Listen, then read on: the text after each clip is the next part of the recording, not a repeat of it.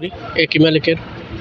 তো যোগাযোগ করছি ভাইয়ের সাথে, ভাই বলছে তুমি ২টার সময় ওই এয়ারপোর্টে অপেক্ষা করবা, আমি বিস্তারিত জানাবো মালিকের সাথে কথা বলে এবং টিকিট অফিসে।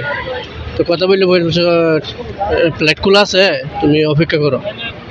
তো এতক্ষণ দেখলাম ফুল হয়ে আছিল, ওখান দিয়ে বাতিল করে দিছে। এখন বিষয়টা জানার জন্য অপেক্ষা আছে। আমার মোবাইলটার চার্জ নাই, মোবাইলটা চার্জ আসলে আমার ভাইয়ের সাথে যোগাযোগ করব দুবাইতে ইনশাআল্লাহ।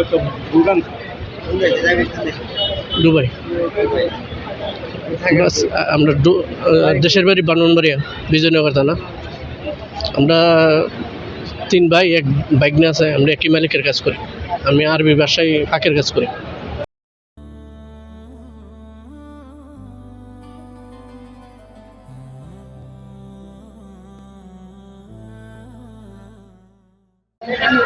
আমার ছেলে বিদেশ যাইতে চায় না, এই যে বুমা সুমা ছাড়তেছে, সৌদি যাবে, আমার তো ভয় লাগতেছে, দিব না সৌদিতে যাবে। আমরা কিশোরগঞ্জ বাজিত করতে আসছি, মানে বিমান কইতাছে আছে, ফ্লাইট আছে, এখন তো ডরাইতাছি। আরো 2 মাস আছে টিকেটের, কি দিব না এই চিন্তার ভিতরে আছে। আজকে ভোর 5টার সময় ফ্লাইট। আমরা তো মনে করেন যে অনেক দূর থেকে আসছি, ঠিক আছে। আমাদের বাড়ি হচ্ছে কিশোরগঞ্জে। আমি টিকিট কাটছি সালামি এয়ারলাইন্সে। আমি যাব সৌদি আরবে, ঠিক আছে। এখন আল্লাহ জানি কি হয়।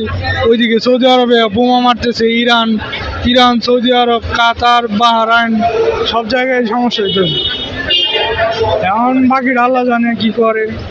আর এদিকে আমাদের সরকার ব্যবস্থা খুবই একটা ভালো না। মানুষ এখানে অনেক হয়রানি হইতেছে, সকাল থেকে দাঁড়ায় আছে। 3 দিন যাবৎ এই ফ্লাইট এরকম অচল হয়ে আছে বাংলাদেশে। প্রায় সব দেশে যাইতে পারতেছে না কোনো লোক। বর্তমানে এখানে এই অবস্থা।